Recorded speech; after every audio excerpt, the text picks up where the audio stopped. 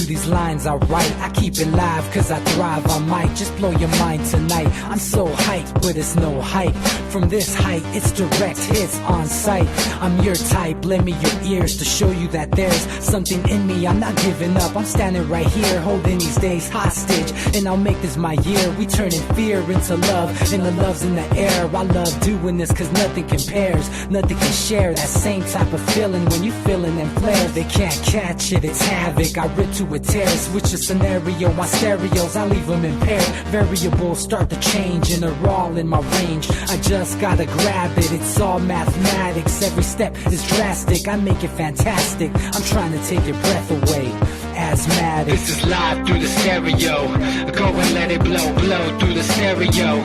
I'ma let them know through the stereo. Yo, here we go through the stereo, stereo. This is live through the stereo. Go and let it blow, blow through the stereo. I'ma let them know through the stereo. Yo, here we go through the stereo, stereo. Yeah, just nod your head with it, so explicit and vivid. Every image is intricate, intimate. I put my all into it, no scrimmage and no rules. I'm a pro tool, hear my heartbeat, beat into the vocals. I'm so loco, lost my mind, oh no. It's ponderoso, dope, so no overdose, cause it's dope, yo. Man, this is house grown, mixed with some milestones. So I let the style flow down like the Dow Jones, bringing it with some foul tones, letting the crowd know we getting loud, so it's eardrum rudiments. Yeah, we bring it rude again. Move, little hooligan. Music for tuning in, full time to the 10. I'm on my clock like I told you. I'm doing this for dreams we pursuing. Hey everybody, welcome back to the Anti-Media Radio Show once again with your host Nick Bernabe here on ucy.tv and the antimedia.org/radio. I'm really happy to be back, and man, we got a lot of ground to cover. We're going to be talking about all kinds of crazy things going on in the news, and of course the new Trumpian administration causing all these waves and all this stuff. We're going to be breaking all that down. We're going to be joined by a special guest from the Fifth Column by the name of Justin King. I'm sure most of you guys are familiar with the amazing journalist Justin King, and a very provocative thinker, is going to help us go over some of the stuff happening. And of course I'm joined by my longtime co-host DB Schwartz. What's up, dude? How you doing tonight? Oh, man, just waiting for the fireworks to start. Crazy times, man. Crazy times. Protests at the airports over the weekend. Airports getting shut down. I really can't remember the last time that happened in the United States. It is a pretty popular tactic in other places. I'm sure many of you guys who have been listening to our show for a while are familiar with our talks with Manny Aguilar, and how often he would talk about how shutting down airports is a good way of getting people's attention. So very interesting to see the amount of people. I mean, I'm surprised because, you know, we talked about this phenomenon before the election about how, you know, if Hillary Clinton were to win, it's kind of just status quo, basically Barack Obama 2.0. The show goes on. Nobody really makes a fuss. Maybe a few more guns are sold in the conservative states or whatever. And, you know, who knows what Hillary Clinton would have gotten us into. That's besides the point because she lost. But what we talked about was that, you know, Trump is going to provoke a reaction from the left. And, you know, we talked about seeing the anti-war movement coming back to life. And now we're just seeing a general protest movement springing up here, going against several different causes. I guess the most obvious of which is this immigration restriction. Jake, welcome to the show, man. What do you make of all these protests? I know I think you went to one or two of them, right? I mean, what was your general feeling coming out of these things? Yeah, I just went to the women's march like the day after the inauguration. And it was intense, and it was pluralistic. It wasn't about just one cause. It was about, there was a guy chanting Black Lives Matter. There were people talking about the environment. There were people talking about women's reproductive rights, immigration laws. I didn't go to the immigration ban protests. I'm in solidarity with it. I should have gone. I genuinely just hate airports. but that's that's not really an excuse. I'm just being facetious. But I didn't go to that one. But I'm genuinely shocked at at how ambitious this ban is, and unfortunately, it's going to get a lot worse. And I know that some of your listeners are Trump supporters, and I respect that. I do hope that people are open to the fact that just because Trump is doing something, just because it's Trump doing it, and you supported Trump, doesn't mean it's right.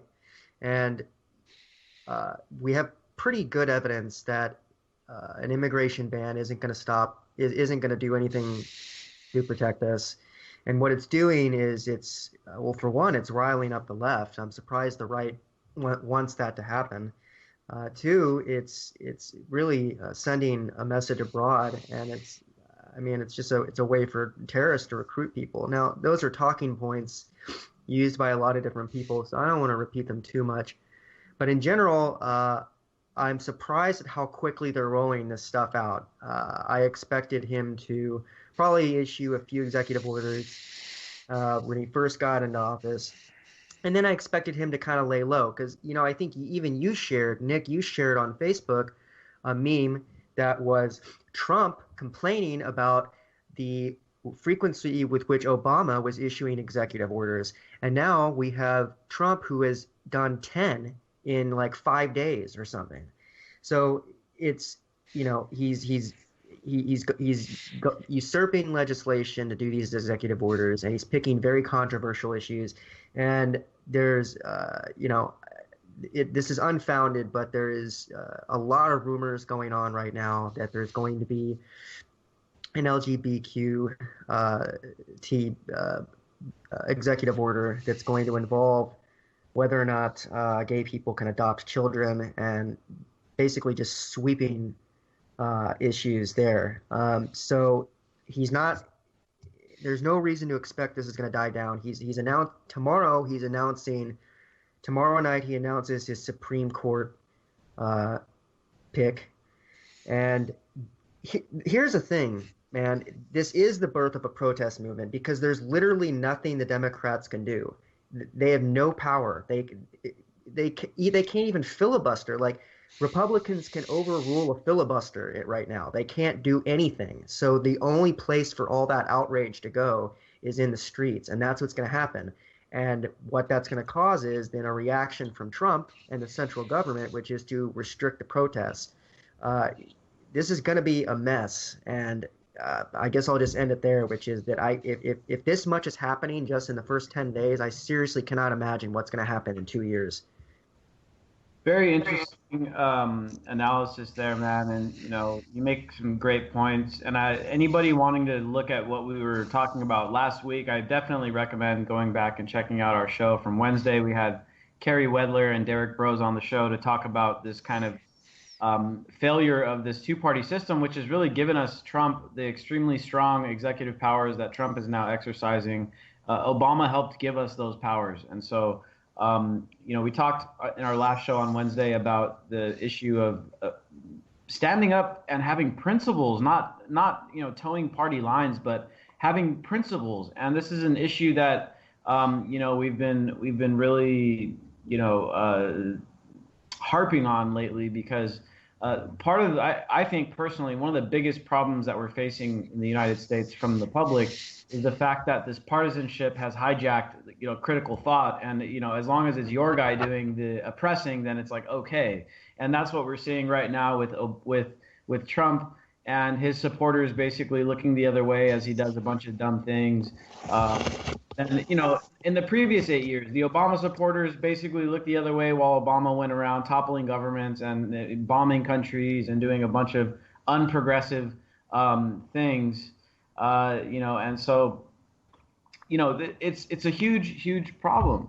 But now we're starting to deal with some very, very real blowback, I think, is what maybe the word to call what Trump is doing right now on terrorism. And to talk a little bit about that, I invited Justin King from the Fifth Column to join us tonight on the radio show. Justin King, what's up, man? How you doing tonight?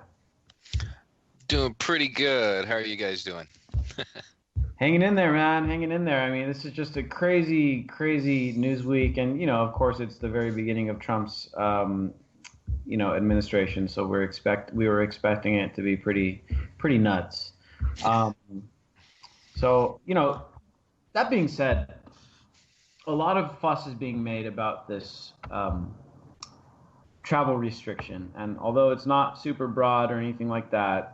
I think there's going to be some very, very big repercussions, and I think that they're going to maybe we're going to see some issues from a civil liberties standpoint, but I think we're also going to see some issues from a blowback standpoint. And Justin, I wanted to ask you because I remember you got this really good article dating back to December of 2015 that kind of relates to what's going on today with this immigration restriction. And the title of it's over on the fifth column, thefifthcolumnnews.com, Understanding Terrorism, Why Anybody Promising to Stop Terrorism is Lying.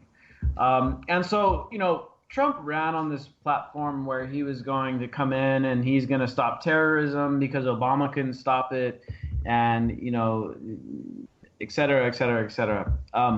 Now, we know that Trump isn't going about stopping terrorism by giving them a reason to become terrorism, because we know he just got done bombing, a couple of countries, and then an 8-year-old girl died today in a raid that Trump, I don't know the word, ordered, basically. Now, it's funny because I keep accidentally trying to say Obama when I'm trying to say Trump, because we're basically saying the same exact stuff we were saying about Obama is what we're saying about Trump now. But back to the point, and we also have an article over on the Anti-Media by Kerry Wedler, and the title on that is Donald Trump is about to create a bunch of new terrorists. Justin King, I wanted to get your opinion on the reaction that terrorists are actually going to have, and their ability to recruit thanks to this new Trump executive order to restrict immigration from Muslim countries. Oh wow! Well, I mean, this is a gift to the Islamic State. It would have been a gift whether Obama had done it or Trump had done it. It doesn't matter. We actually have another article over there called Letters from Raqqa, and we actually have letters that went to an Oxford professor from Islamic State, an Islamic State soldier who used to be his student. And this guy, he sits in with their strategy meetings and all that stuff. The two things that the Islamic State wants the most is a resumption of Western bombing campaigns and Western boots on the ground, so they can claim jihad and they can bring in the foreign fighters. And for those of us that were around when the foreign fighters came into Iraq, that's what tipped the scales into the favor of the insurgency. Those guys are a whole lot more experienced than the local Syrians. And then the other thing they want is to stop the flow of refugees, because that's their tax base, that's their soldier base, just like any other country. The Islamic State is a bizarre form of terrorism because, in essence, they are a country. They control territory, they tax, they have everything that a normal state would have. They just employ some pretty barbaric means to maintain it. More barbaric means, I guess I should say. The fallout and the backlash that's going to come from the refugee thing, from the restrictions, basically we've crippled, everybody talks about, when you're thinking counterterrorism, you're going to send in special forces. You're going to send in the Green Berets, right? Well, the Green Berets, their main job is to take indigenous forces and train them and get them to fight. So then, just like we were talking about, the Islamic State can't claim jihad, that they're fighting other Muslims. It's not a crusade. It's Muslim versus Muslim. So that's their main job. Now, one of the main promises that the special forces can make is, if things go bad, we'll get you out of here. Not anymore. They can't get translators. They're not going to be able to get translators, guides, fighters, anything. They're not going to be able to recruit from the local Syrian populace anymore. And that's going to be devastating on a level that I don't think anybody in Trump's entire administration, with the exception of maybe Flynn, understands. Mattis is not an unconventional warrior. He's a conventional warfare kind of guy, and he's very good at that. This is not a conventional war. And I don't think he's going to take Flynn's advice. So, I mean, obviously he did it. I think that we're going to see a strengthening of the Islamic State and probably all of the other affinity groups and all of the other Middle Eastern bad guys that we hear about that are related to, Riyadh, which Saudi Arabia isn't on the list, but all of the Sunnis that have been a thorn in our side, so to speak. So, Justin, I mean, great insight you've got there, dude, and I always like talking to you because you've got a lot of experience in the field. I won't ask you exactly what you did or what you've done, but let's just assume that you know more or less what you're talking about. The next question I had, dude, and this really is something that is most concerning to me, is that if you look at kind of the research and look at what causes domestic homegrown terrorism in the United States, or Europe for that matter, the number one reason for people that have been domestically radicalized, like let's take for instance the Orlando shooter. I mean, the guy was on record saying in the 911 calls, the reason I'm shooting up this nightclub and killing all these people is because you guys won't stop bombing Afghanistan. And you keep killing people, and you keep killing children and women, and you keep doing these things, and that's why I'm shooting up the nightclub. So, first of all, Trump saying that he's going to end terrorism, he's lying because he's continued to bomb the places that Obama was bombing. I mean, he already sent special forces or whatever it is that he sent into Yemen today and killed an 8-year-old girl. I mean, that is not going to win the hearts and minds of anybody. So on that aspect, it's pretty obvious that Trump is more or less going to continue on with Obama's foreign policies. And he's already, according to what I've read, he's already bombed 3 countries. It could be 2, it could be more. I'm not sure. I haven't been able to track it all down yet. On the other hand, and this is the tactic that has been used by terrorists for a long time, and especially with the Islamic State, and they've actually published articles in their own newspapers talking about this, and what they call it is kind of a war on the gray zone, which is the gray zone referring to the area of life of just Western civilization where regular Muslims and regular people from, let's say, the United States get along and they do business together and they're friends and they buy from each other's stores and they shop with each other and they coexist. Now, what ISIS is trying to accomplish is exactly what Donald Trump is falling into, and it's also the same thing that happens whenever there's some kind of terror attack and all this. There's always a spike of Islamophobia and xenophobia after a terrorist attack. But what people don't understand is that's how the terrorists win, right? And so what I'm worried about is that Trump, let's cut through all the rhetoric and all the bullshit. Trump's anti-Muslim policies are going to create a more xenophobic situation here at home, which in turn is going to radicalize regular Muslims who are not violent, who are not out there trying to commit acts of violence or acts of terrorism. It's going to get them more isolated, more likely to turn to someone who has a message of radicalism. I mean, doesn't it seem like that's about to be the case? Right. Well, and that's probably where you should start. Well, the thing that the audience really needs to grasp is that terrorism is not violence for violence sake. Terrorism is a marketing campaign with violence. That's really what it is. Its job is to intentionally force the government to overreact. That's what it is. That is the strategy behind it. Terrorism isn't an ideology. It's not, just people hating you for your freedom. It is a military strategy. It is a series of tactics that you can use to provoke the government into overreacting. They clamp down on innocent people. Those innocent people get angry. The government can't solve the problem. So who do they turn to? That is what terrorism is. If you go to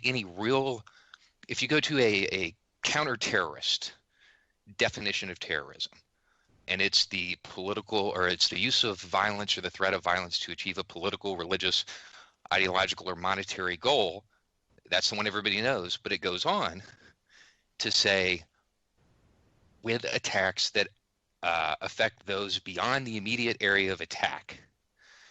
And that's the key element, is that everything involving terrorism is about TV, the internet. It's about marketing.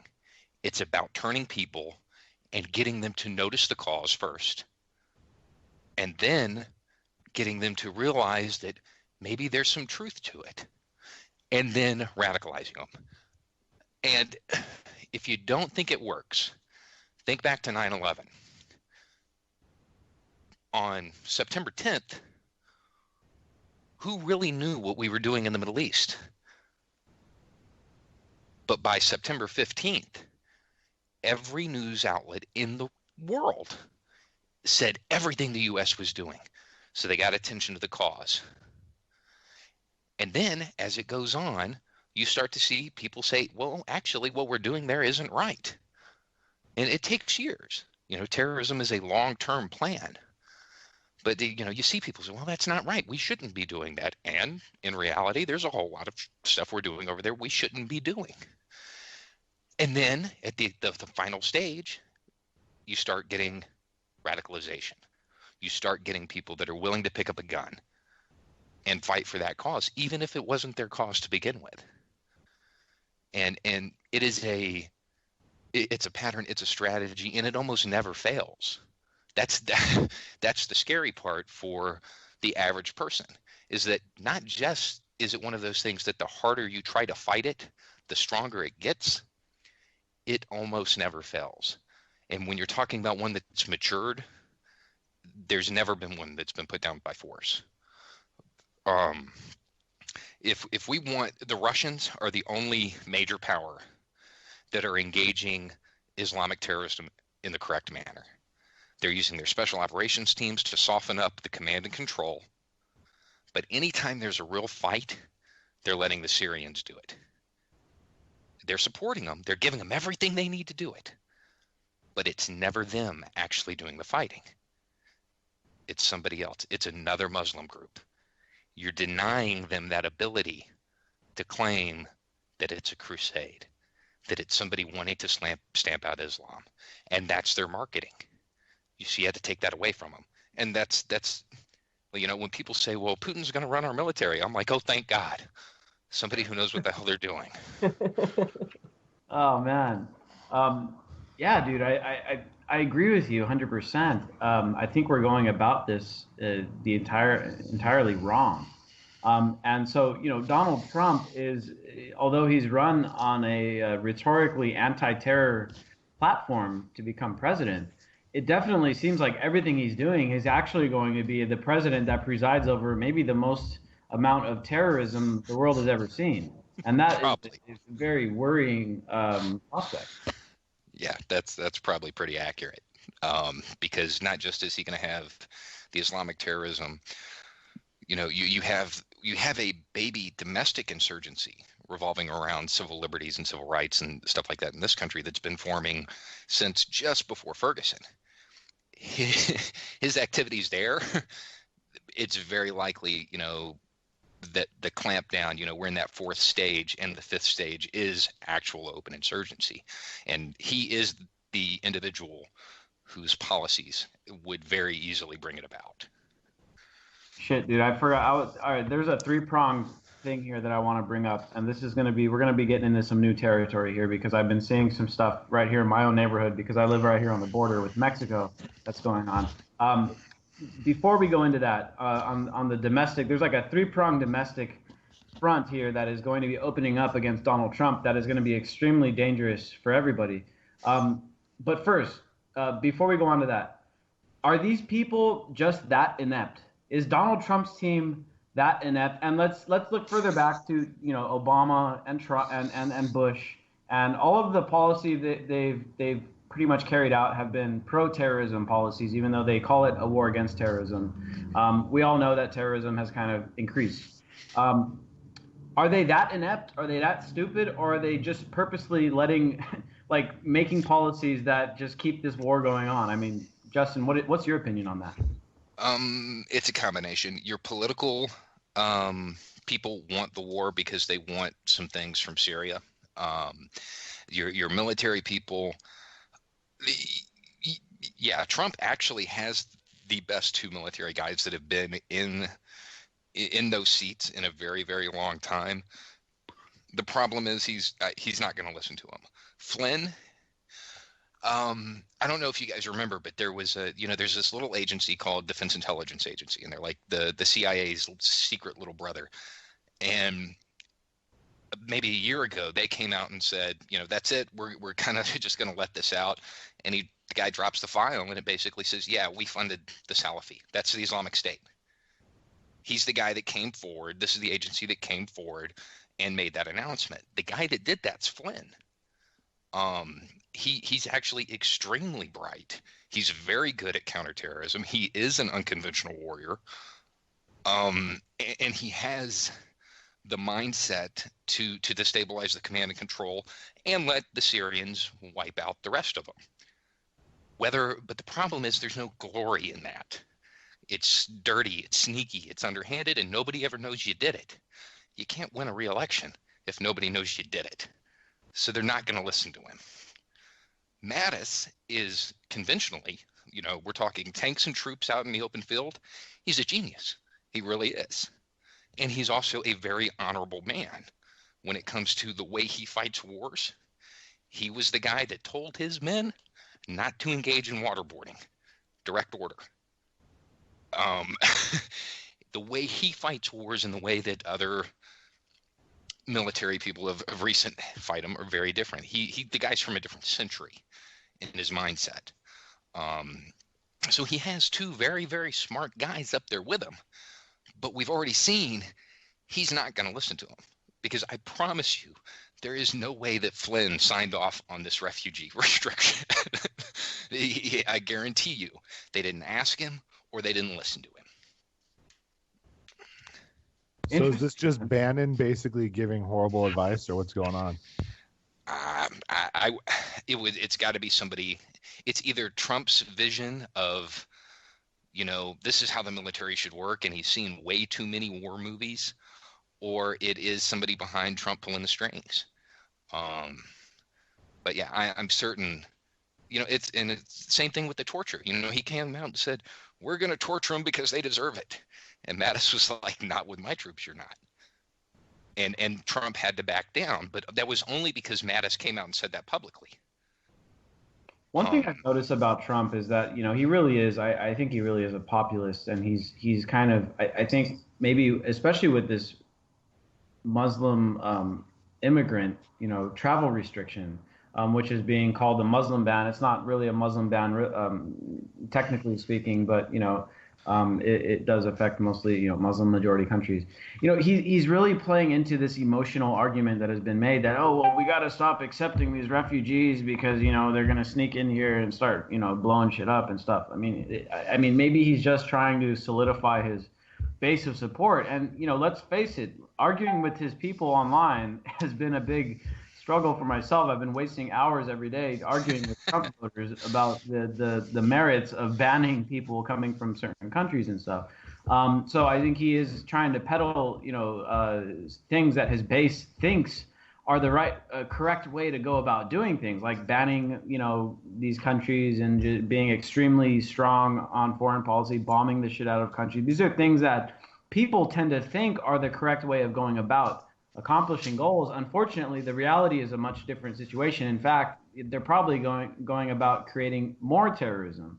And so I think Trump, maybe, I don't know if someone's got his ear, but I think he's just trying to, follow through on his populist kind of message that he listens to his people. And, Trump's entire campaign was based upon, I think, polling of the demographic that he identified that he thought he could win with, and just tapping into those emotional frustrations that they have. And these guys are all a bunch of middle class people that are insecure about their paycheck and wondering like why in the hell things aren't like the way they used to be. And he tapped into that, and he may have lied or bullshitted or spewed half truth the way to get all the way to office, but it worked. And he's continuing it as he's sitting there in office, pretending like he's going to beat terrorism. Maybe not knowing or knowing that it's just not going to work. So that is really concerning. I think he might believe that it's going to work. There are, even within the military, and there are people, unless you're actually trained in counterterrorism, in anti-terrorism, and unless you're trained in that and you're trained in the unconventional warfare sense, you think that you can fight it like a normal war. And I think that, he may believe that. He's wrong. He's dead wrong. But, it may be his belief. But beliefs, they don't, the French believed that a wall would stop the Germans, and it didn't. So.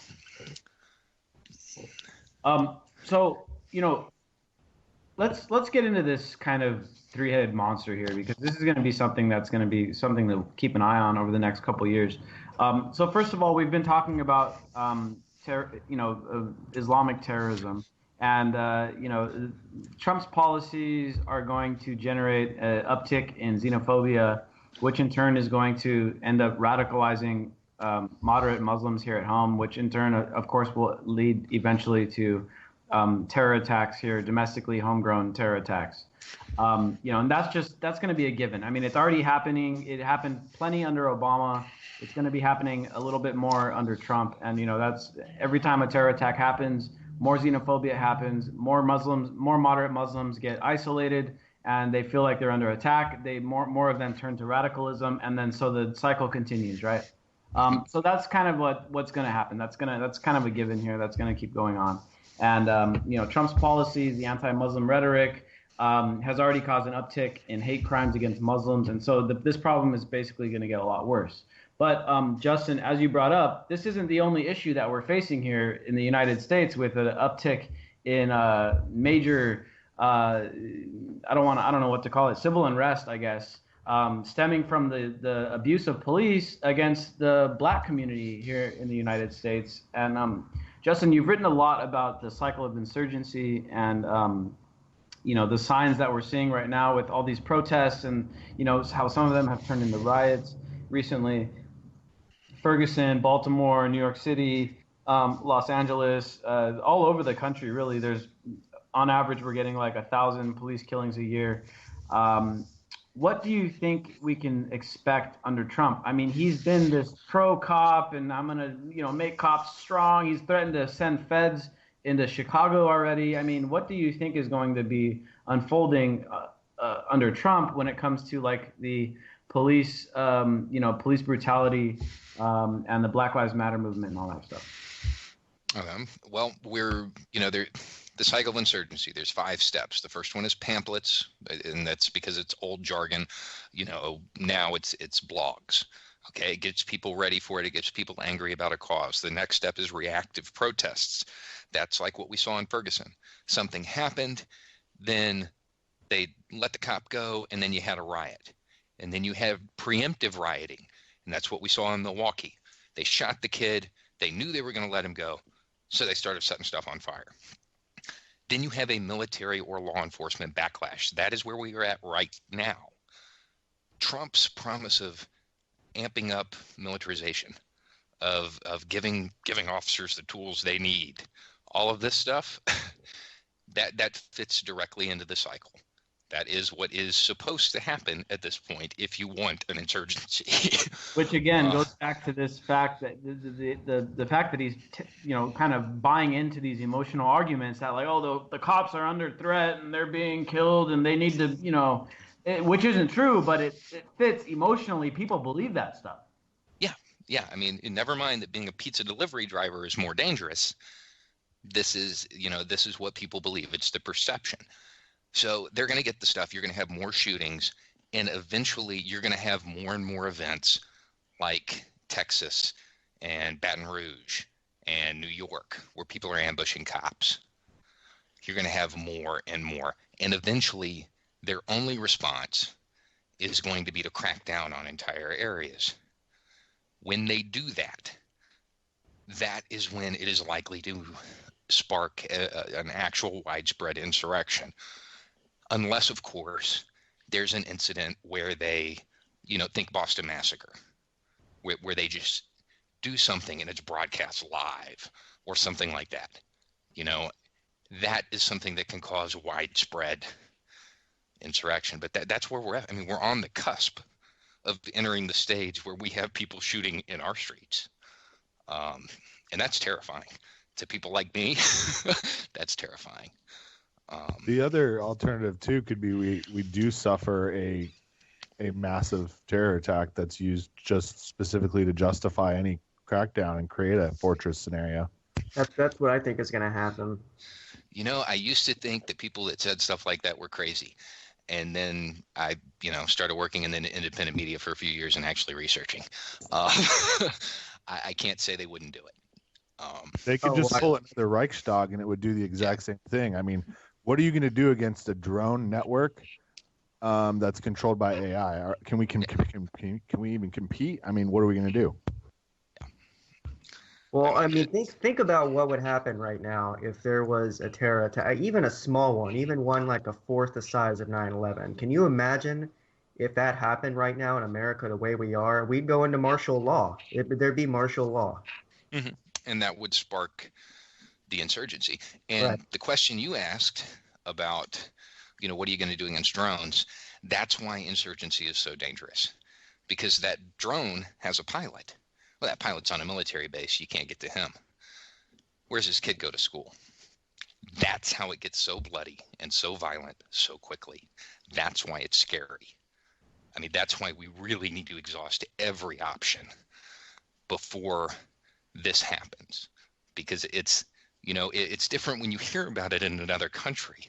When you see it, I mean, it's something else, and it's something that we really have to strive to not allow to happen, because they have all the high tech toys, but when it comes to insurgency, basically it's terrorism with popular support. The tactics that are used are pretty much the same, and it's horrible. I mean, it's bloody. So this is going to be a very hot. It's kind of like a powder keg ready to blow off. I mean, there hasn't been a major incident of police brutality that has gone big. Like, the most recent one, I guess, would be probably Eric Garner or, Freddie Gray. There hasn't been one in about a year or so. Of course, there's been dozens and dozens of police killings lately. But the first one that goes off under Trump, Trump doesn't have the benefit of the doubt of being Obama and of being, maybe slightly less heavy-handed from a law enforcement perspective, even though, of course, Obama presided over a lot of the militarization of the police. But Trump is going to be openly heavy-handed in his response, I believe. And, of course, it's just going to exacerbate the issue. And so, the next big police shooting where there's major protesting and major riots, I mean, this is something that we're going to have to watch closely because it could spread like in contagion across the country. I mean, I remember when the whole Mike Brown stuff went down, that's when we had our biggest protests here in San Diego all the way across the country against police brutality and stuff, because it spread like a contagion. Even though Obama was making comments trying to temper it down and trying to, be kind of conciliatory and try to, say, I'm sorry that this happened. Trump isn't going to do that, I don't think. I mean, Trump is going to make it a lot worse when it happens. So when this next event happens, like people, Justin, what do you think people should be thinking about or doing when this next thing, plays out? It could be tomorrow, it could be next week or next month, but it's going to happen sometime really soon. I mean, what should we be doing? Well, My advice is to have what you need to, and this sounds crazy, but have what you need at your home for 30 days, whether it be medicine, food, whatever, and assume no relief is coming. And then from there, do what you're going to do. If you're going to go out into the streets and protest, do it. Be prepared for a much heavier response than we've seen in most places. But just remember that once this starts, it starts in one city, and then just like anything else, affinity groups spring up. Think of it like a serial killer with copycats. If somebody does an ambush in Texas, somebody else thinks it's a good idea and does one in Baton Rouge. And when it starts to happen with enough frequency, then it's just happening all the time. And then you start seeing IEDs and stuff like that. And it just gets worse and worse and worse. So when you're asking what you should do, I mean, I know what I'm going to do. I don't know, everybody has a different mindset, and I'm all about diversity of tactics. So you do what you feel you need to do, but stay safe. Do you believe the first line of defense is going to be local PD, and they're going to also be the first victims of this? In the sense of what? Do you mean when there's a breakdown of any sort, people are going to take the initial pot shots at PD? Oh, absolutely. Absolutely. They're going to be the softest targets, and it's going to be the nice cops. You don't go up to the notoriously ruthless cop in your neighborhood. You're going to go after the soft one. You're going to go after the one that stops at the lemonade stand and talks to the kids. And I think it will depend on the reputation of the department. I think you're a lot more likely to suffer an ambush if you're in a department with a bad reputation. There's a reason that small police departments that are, small sheriff departments, they don't have these issues because they're accountable to the people they're around. The larger the population, the less accountable they feel, the more they abuse their power. So I think it'll continue to be in large metropolitan areas. We've only had one that stepped outside of that, and that was in Indiana. It didn't get a lot of coverage. But the guy tried to take out, I don't mean to laugh, but the guy tried to take out like half the police department. And he was using explosives. It didn't work, but that was his plan. And from what I understand, it was a notoriously corrupt department. They weren't actually abusive, but they were dirty. So I think if you're in a small jurisdiction, low population, you probably don't have that much to worry about initially. And as an LEO, you'll have time to make your decision as to how you're going to react, if you're going to follow federal mandates or if you're not. Those in the more metropolitan areas, they're not going to have time to think about it. They're going to react because they're told to, and from their mindset, they're being attacked. That's more guesswork than, most of what I say is rooted in historical fact. That's more intuition. So, all this stuff being said, here's something that isn't really being talked about yet that is going to become a major issue as soon as they start implementing whatever it is Trump is planning with the immigration policies and deportations, building the wall, and all the stuff going down that route. What isn't being talked about is the homegrown Chicano resistance. And those not familiar with the term, people who are Americans of Mexican descent, a lot of them refer to themselves as Chicanos. I live right here on the border, man, and they're talking about building the wall. It's not very popular around here, but if they're going to start talking about deporting illegal immigrants from Mexico, there's not really a easy way to do that besides what I can tell what would happen is setting up checkpoints basically everywhere and profiling anybody that looks slightly brown and finding out if they are U.S. citizen. Now, I've got some, anecdotal evidence from a recent incident that happened with my own brother, and a couple of his friends got profiled by the Department of Homeland Security, and they were held and arrested for 2 hours, despite the fact that all three of them were U.S. citizens. They just looked Mexican. They threatened to they basically threatened to deport one of the guys because he couldn't prove that he was a U.S. citizen at the time, even though he had a California issued ID. So all of these same principles we're talking about, radicalization, isolation, with Muslims, and then of course what's going on within the black community with the cops. This stuff is all going to start applying very quickly here to anybody who is Hispanic living in the United States, because if they start, profiling anybody that looks Hispanic as, possibly, asking them for their papers and saying, oh, prove to me that you're a U.S. citizen and stuff, you're going to start radicalizing a bunch of regular people that live out here that are U.S. citizens, that are just working and doing their own thing, that are just regular people that happen to be Mexican, and you're going to start radicalizing them, and then I don't even want to know what's going to happen. But these type of things, I mean, Trump is opening up so many fronts, domestically and abroad, that this guy is like literally heading us right into a huge disaster. And there is going to be some major, major unrest here in the Southwest and all throughout the big cities, and terror attacks with Muslims. I mean, Justin, have you thought about, given this any thought about this blowback that's going to come socially from this anti-Latino rhetoric and, building the wall and deporting a bunch of immigrants and, cracking down on that? Because I really don't see another way to crack down on illegal immigration. In my neighborhood, everybody looks like they could be an illegal immigrant. You'd have to literally pull everyone over and check their papers to find out.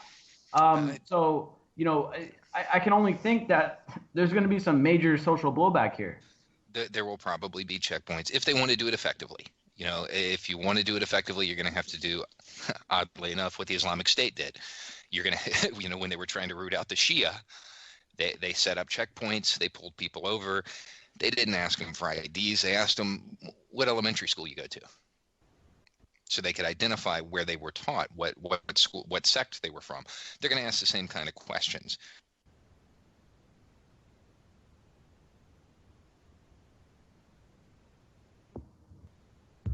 I think we lost Justin's signal there. You guys there, Jake? You still there?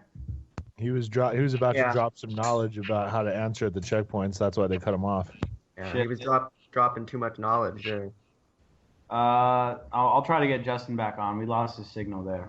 That was some dope stuff, though, he was saying. It is, but I also wonder if the insurgency here will be so much different, since obviously we have a full control grid set up, whereas a country over there is still relying on things we did 40, 50 years ago. Jake and DB, you guys have both lived here in San Diego, and you know what I'm talking about with the demographics and stuff. I mean, how else would they try to enforce some kind of deportation scheme other than trying to, basically profile people? And you know what? When Trump was running as a candidate, he actually came out. Remember, he came out in favor of profiling people. You remember that? Yeah. And he got elected. I mean, it's a pretty popular idea, honestly.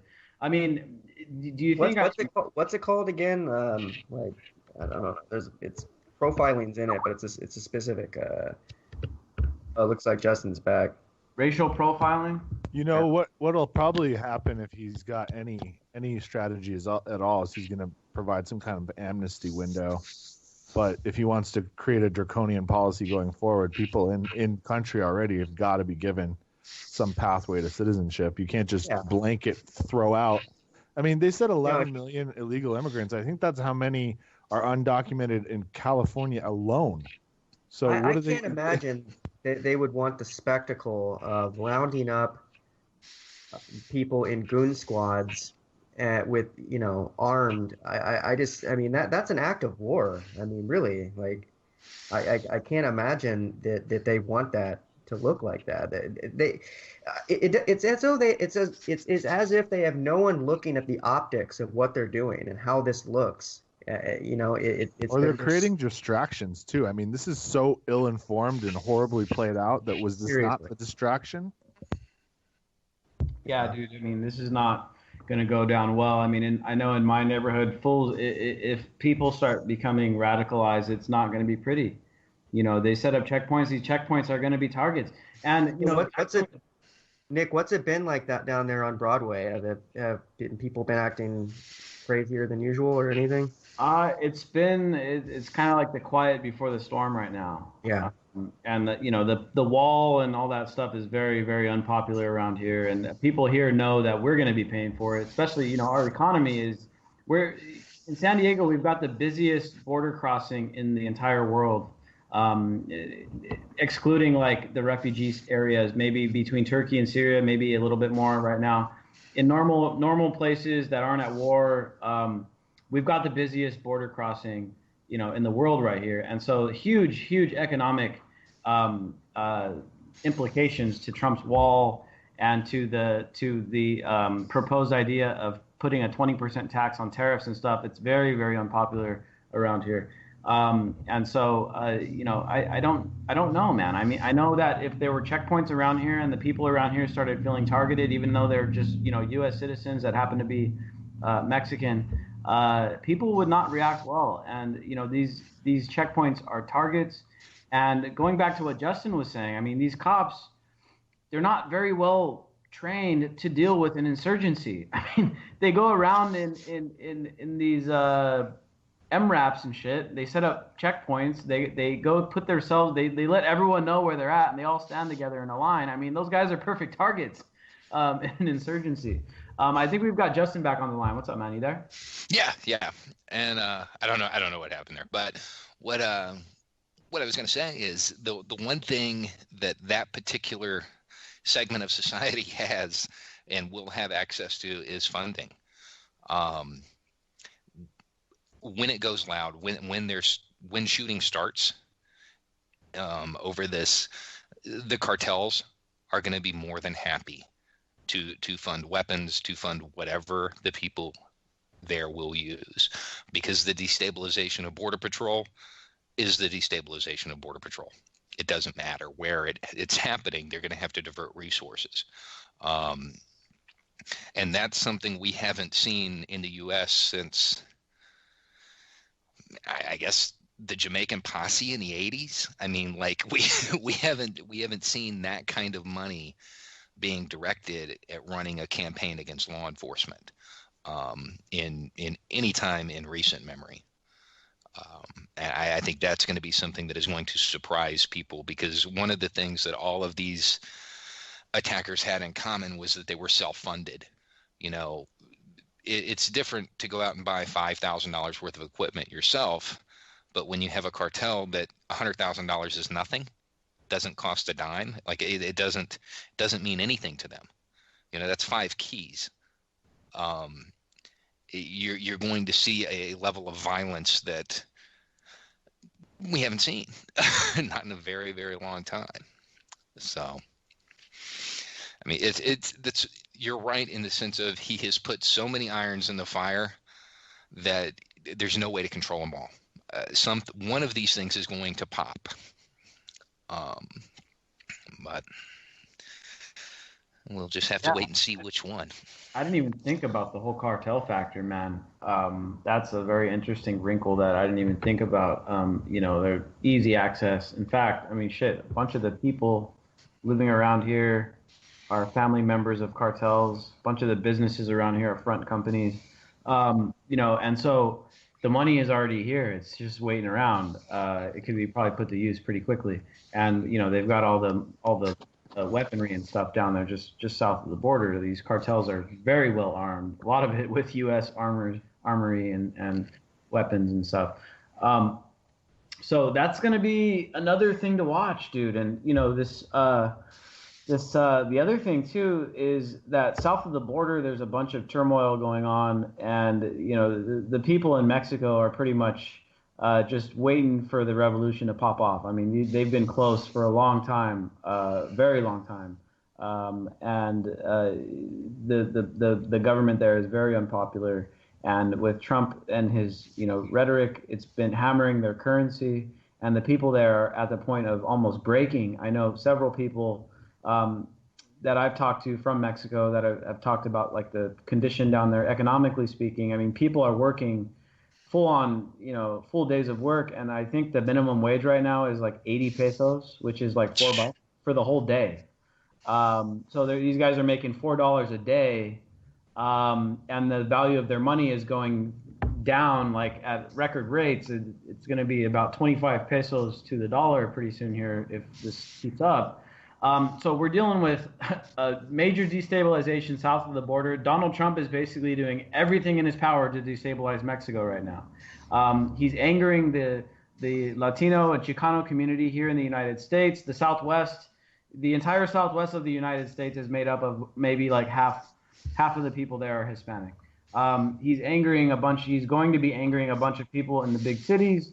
And he's going to be inspiring a bunch of homegrown terrorism. I mean, this is just a recipe for disaster, man. And I'm really worried about it. We got to do what we can. And I'm glad this is why I'm glad. You know what?